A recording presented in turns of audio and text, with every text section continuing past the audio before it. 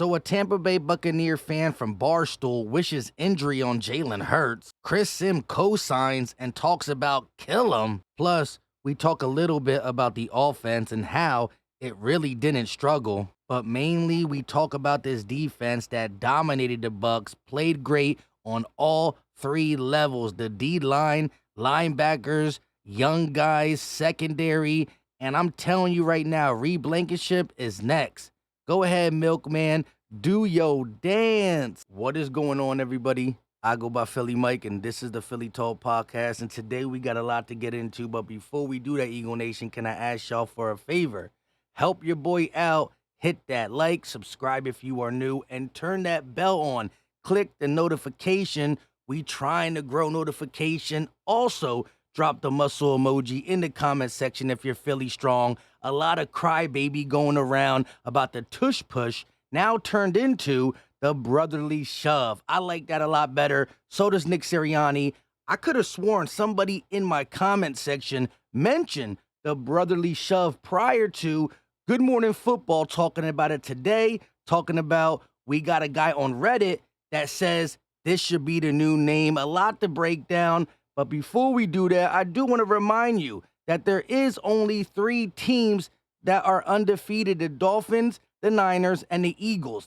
But we got to talk about the injury report. Sidney Brown, Justin Evans, and Quez Watkins all did not practice. Covey, Fletch, Cunningham, and Juergens got a limited practice. And Dickerson, Scott, both got full practices. Sidney Brown, hamstring could make him miss the Washington Commander game. He had a stellar game for the first time being asked to play nickel safety. He was moved all over, a touchdown-saving PBU. It would really stink if he can't go because Evans got a neck injury, probably won't go, and it was his time to shine. He played some nickel. He was in the box. He played deep. I like what they did in only 12 snaps. Probably would have played more if he didn't injure his hamstring. However, I need him to be back. What do you think? Will he play versus the Commanders? Now let's get to this Barstool Tampa Bay fan wishing injury on Jalen Hurts. Chris Sim co-signing before Mike Florio said,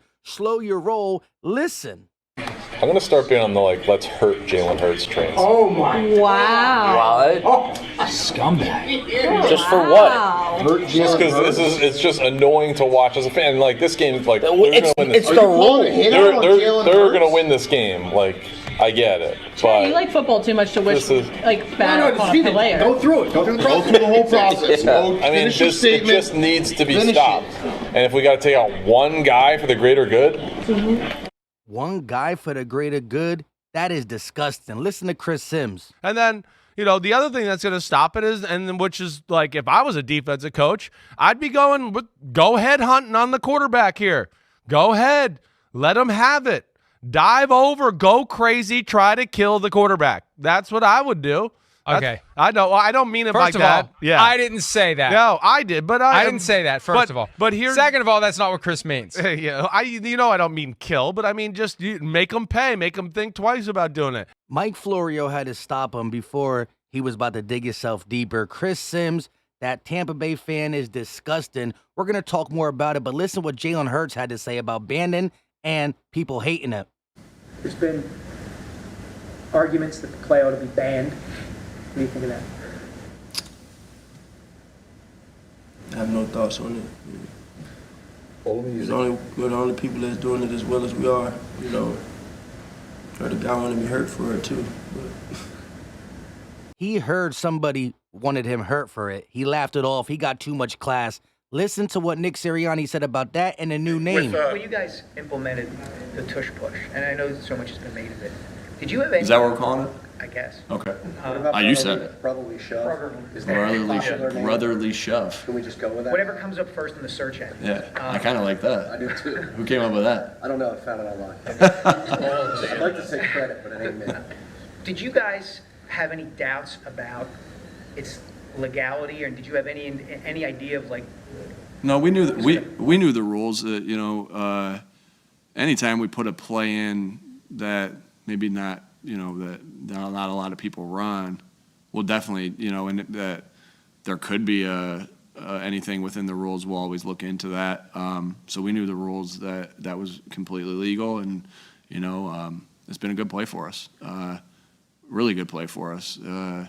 Because the guys make it go and make it work. This was the Reddit comment. The Eagles quarterback sneak is so unstoppable that the larger NFL community has tried to ban it. It deserves a nickname that will live on in infamy. Many teams can tush push, but only the Eagles can brotherly shove. Calling the WIP, email, online pundit mailbags, get Merle Reese saying it. This O-line deserves a legacy. I'm with the name. I love the name. And I do believe somebody in the comment section did mention that. It might have been the same person. I don't know. I'm going to look it up after this video. However, I've seen teams try to duplicate the brotherly shove, and they failed, right? The Eagles personnel up front allows them to do it. Jalen Hurts allows them to do it. They created it.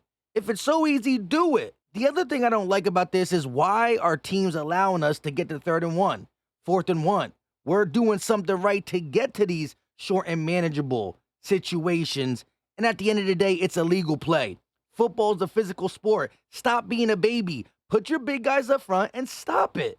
And if it's too easy, then you do it. Stop complaining. Too much crybabies. Nick Wright's over there complaining too. I don't even want to put his long hair, don't care face on the screen at this point. I'm just kidding. I just forgot that clip. What's next? They're going to ban 3rd and 1 runs up the middle if we got a new big back in the league with a great O-line. Oh, it's unstoppable. Let's just ban it. No, you can't do that. That just sounds ridiculous. Now, let's go to the defense side of the ball. Fletcher Cox looks rejuvenated playing alongside of Jalen Carter. As much as Fletch is helping Carter off the field, Carter's helping him on the field because Fletch got to deal with one-on-ones. Carter's the man getting double teamed. Same with Jordan Davis, but this defense is going to get better and better and better. Sidney Brown, hopefully he can play versus the Commanders. Had a stellar game against the Buccaneers, playing in the nickel, safety. Just did a lot for this team. It's unfortunate that he suffered a hamstring. Probably would have played more in this game, but overall, Sean Desai got these guys playing. Reed Blankenship, the milkman, getting picks. He's setting the tone, leading the team in tackles. Both games he played, he led the team in tackles. Not the Vikings game because, of course, he didn't play. But when you got Bradbury, Slay, Blankenship playing at this level, it makes the linebacker's job easy. It makes a guy like Sidney Brown come in, his job easy. The defense just took over this game. The Eagles got a lot of rain games, right? And teams tried to run on us, but they just can't. We talk about this pass rush. Do you remember last year how teams would gash us up the middle via outside runs? We couldn't stop running backs, right?